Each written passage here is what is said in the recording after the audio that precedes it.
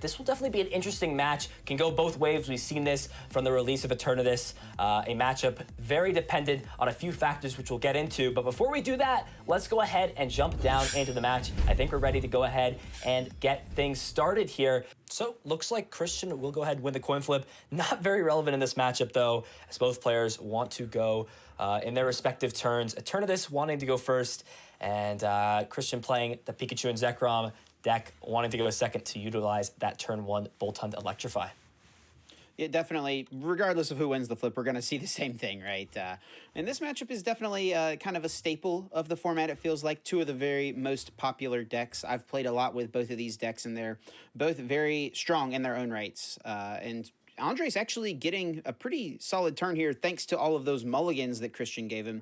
And now Andres will get an extra dark energy, is able to find the dark energy to throw down onto that Eternatus. Also building Spite on Spiritomb. Spiritomb actually can be a decent attacker in this matchup, potentially closing things out on a Dedenne in the late game. Yeah, this deck is able to put on so much aggression here, Chip. Both of these decks want to have their game plan. What do you think the game plan for both of these decks is going to be able to take a win in this match? Well, for Christian, he's going to need a lot of crushing hammers to go his way, to be honest. I've played this matchup out a lot on both sides, to be honest. And as we see, the first hammer, unfortunately, is Tails on Christian. The Eternatus player just it really does feel like such a solid matchup for Eternatus, right? You're able to one-hit KO these tag team Pokemons in order to take half of your prize cards throughout the game, right? So you really only need to attack 2, maybe 3 times in order to close out the game, whereas Pikachu and Zekrom has to work a little bit harder to get there. We're usually going to try to see Christian get a reset stamp to a low hand size and then get off a paralysis via Tandem Shock with the Raichu and Alolan Raichu, or the Mewtwo and Mew with the Raichu in the discard pile, in order to paralyze and leave your opponent with a very low hand size and just hope that that is enough for you to claw back into the game.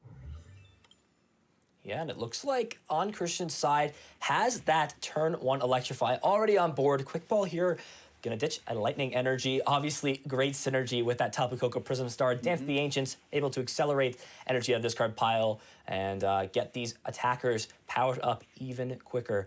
Looks like Pikachu and Zekrom gonna be grabbed off of the Quick Ball, is gonna get benched, and the Electrify here very likely is gonna go ahead and throw these Lightning Energy onto the Pikachu and Zekrom. You really wanna go ahead and swing with that first, and then the Mewtwo and Mew just becomes a much more versatile attacker on the side of Christian.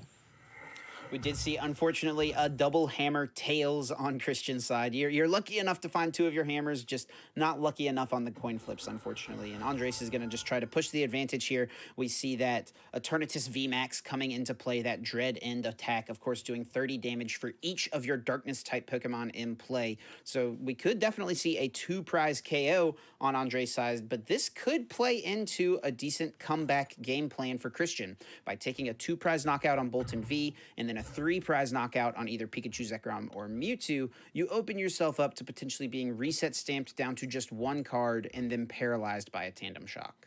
Yeah, so a few interesting things at the end of the turn there. Crobat only going to draw 2 extra cards with Dark Asset, but does find one of those Crushing Hammers 2 for 2 this turn, so pretty much opposite from Christian's luck. 0 for 2 and 2 for 2. However, as action is back on Christian, this Eternatus 10 damage short of taking a knockout on Boltund, but that might be what Andres wants in this situation, to be able to take that knockout later on with something like a Zigzagoon, which can deal 10 damage anywhere on the board. Would be perfect math to take a knockout on this Boltund. Christian's got to put something together. We'll be able to either use Electrify or Bolt Storm this turn, so it's not all bad that this Boltund is staying alive in this case. Well, it does have a few options to make. Could utilize that Tapu Koko. We know at least 2 energy on the discard pile, 3 to be exact. As Quick Ball gets played, we'll grab Crobat. So a bunch of Crobats getting played down on both players' sides.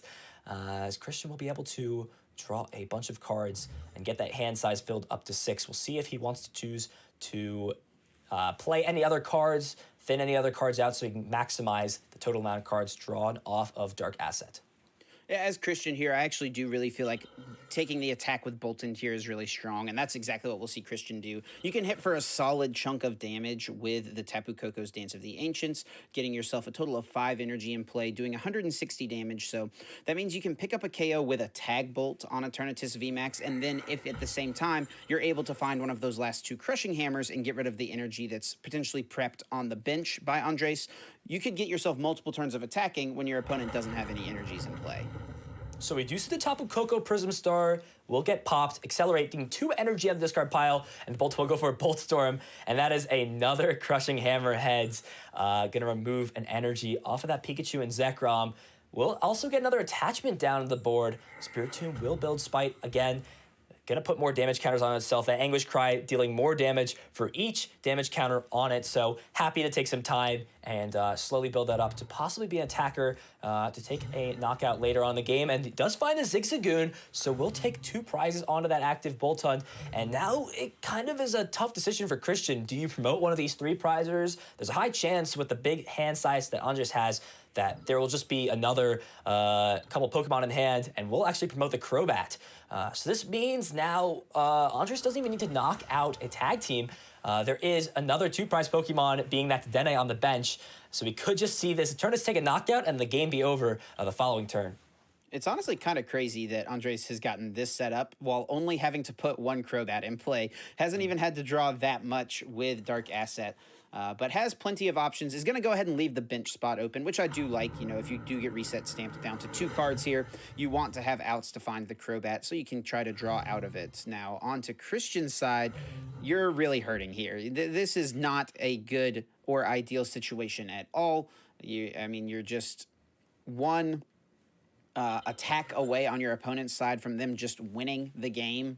Only 2 prize cards remaining. So, you're going to need some of these Crushing Hammers to come through. They haven't come through for you yet. We got to see if we can find them, and we got to see if we can flip some heads. Yeah, as the board stands right now for Christian, it's going to go ahead and play research. But Andres just has too much threats in this case. And the problem is, usually you want to just kind of take knockouts with Tandem Shock, slowly paralyzing turn after turn. But Hammer does hit heads. So this is very important for Christian to try to slow this down. So something like a Tandem Shock play, in combination with the reset stamp, as we see that get played down, seems like the best route. And this hand is not looking too good for Andres. Has no real way to draw cards, just a Spiritomb and an energy, and is actually just going to pass with the Dedenne and the active. So this Eternatus will be able to utilize Dread End, take the knockout onto the Dedenne, and we'll see Andres take game 1 in a pretty dominating fashion. Yeah, Christian had a small opportunity there on that last turn if he hadn't been able to find the tag switch, been able to find the Crushing Hammer and flip heads. What you could have done is hit the energy off the benched Eternatus, go for the reset stamp, and then use Tag Bolt to pick up the KO on the Eternatus VMAX. But that's a lot to ask for. When you still have almost 30 cards in your deck, I think, starting the turn, definitely was a small chance it could have happened. Didn't quite work out for Christian in this one, and we see Andres taking down game 1 in extremely convincing fashion. Yeah, very convincing indeed, Chip. As we move into game 2, what does Christian really need to do to take the tide in this game and really turn things around and possibly force a game 3? I think he needs for Andres to draw a little bit slower, or in order to come back into the game. You're almost always, as the Pikachu Zekrom player, going to be playing this matchup from behind, it feels like. So you need to be able to set up those turns where you can get the reset stamp to low in combination with the paralysis, and also flip a few more heads maybe on your Crushing Hammers. That never hurt anything, right? Yeah, exactly. Crushing Hammer being such a powerful card in both of these decks. And we'll see who can maybe flip a little bit better on these coin flips, that being a big part of the format right now. And we're ready to go ahead and get into the second game of this series. So let's go ahead and throw it down to the players here. Andres is going to have the option to choose whether or not he will go first or second. We already explained this before. Both of these decks want to go their own way when it comes to turns. So Andres is going to go ahead and go first here. And now is really the question of what can Christian do, really? Needs to obviously find that turn 1 Electrify, but from there, it really just also comes down to how Andres sets his board up. And we do see, oh, the energy draw here was huge. That was the one thing Andres really needed on this turn. You've got a couple great balls, pretty good odds you'll find an Eternatus V, and drawing that energy, once again, thanks to the mulligans. We saw that in game one. Andres was missing the energy, was able to find it off the mulligans, and that exact same thing happened in this situation as well.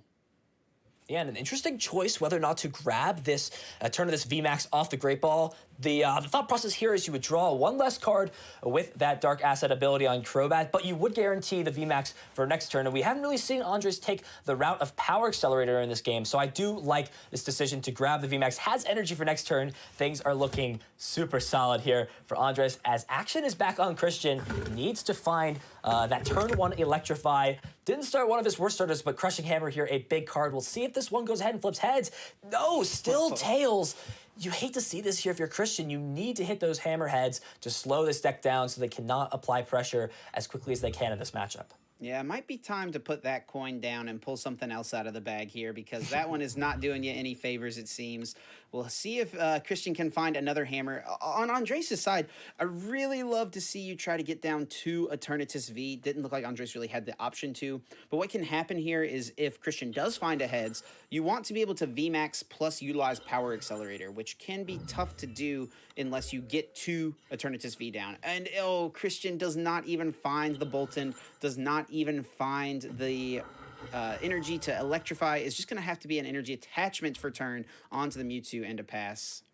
Yeah, an interesting choice here for Andres is going to actually decline to use the Dark Asset on the first Crobat to draw an extra card with the second one, as he will most likely be playing this research or just taking a knockout of the Dene, as there are a few key pieces, that being the energy cards mainly in Andres' hand.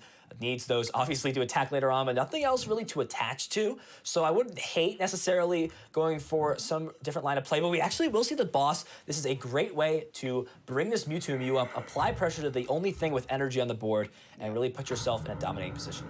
Absolutely. I mean, the only way Christian can really do much next turn is via Tapu Koko's Dance of the Ancients, getting an extra energy, plus attaching there, being able to utilize something like Full Blitz or Tandem Shock. Now with this Mewtwo being brought active, it forces Christian to find more pieces. You have to find the switch, and then also find the Tapu Koko, the energy, and the tag team to put in the discard pile. Yeah, it just seems like even more to ask for Christian, especially after that poor start on the first turn of the game. Not able to get the Electrify, forced to just settle with attaching to the Mewtwo Mew. And I wonder here with how long Christian is taking, what outs he even has. We do see the electromagnetic radar, so assuming that other Dedenne is in play, we'll be able to grab that. Can also grab out those key attackers like the Pikachu and Zekrom, like that Raichu and Raichu. I think just deciding what cards to discard, as has to get rid of a Yell Grunt and a Speed Lightning energy here. That Yell Grunt being a card you really don't want to have to discard unless you really need to.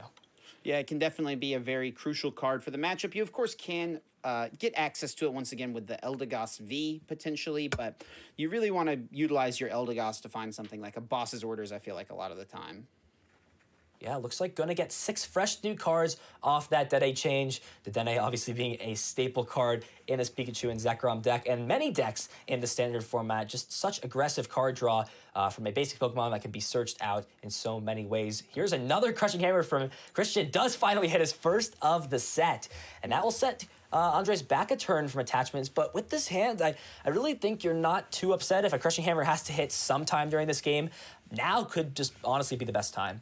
Yeah, I mean, if you're not getting attacked and Crushing Hammered at the same time, it's really almost inconsequential, it feels like. Yeah, exactly at this point. Looks like action back on Christian. Still has the ability to Quick Ball and find yet another basic Pokemon out of the deck. Looks like eyeing up the potential options here. Could find something like the Raichu, even a Bolton, which we have not seen come into play yet. Could get grabbed off of this Quick Ball. Just has a lot of options out of the deck, and that's what Quick Ball really provides, a lot of versatility for these. And even the Tapu Koko Prism Star can get grabbed and accelerate some energy onto the board for Christian here. And we will see that hit the play at the bench. So would not be surprised if we see something like a switch. Hopefully this turn, I think, is really what Christian is looking for. In combination with that, Tapu Koko Prism Star will allow this Mewtwo to get an attack off and apply some pressure onto this Eternatus. Yeah, just a switch would be the best card to find here for Christian. Is able to find it perfect. And another Crushing Hammer does not go their way once again. And we see another one. Oh, no! It's one out of all of the Crushing Hammers flipped so far in the series. And that's all of them for Christian. Yeah, He is out of Crushing Hammer. No way to disrupt the energies. And he's down both Team Yell Grunt and the Eldegoss V, so he has no way to disrupt energy here. This is it's looking like a perfect game for Andres to really just run away with things.